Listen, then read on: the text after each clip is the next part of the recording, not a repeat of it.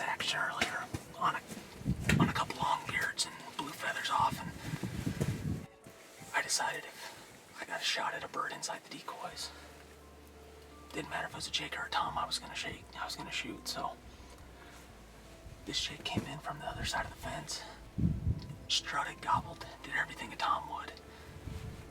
Just got a little beard, so hit him with Magnus bullhead, broke his neck. He's dead in the decoys.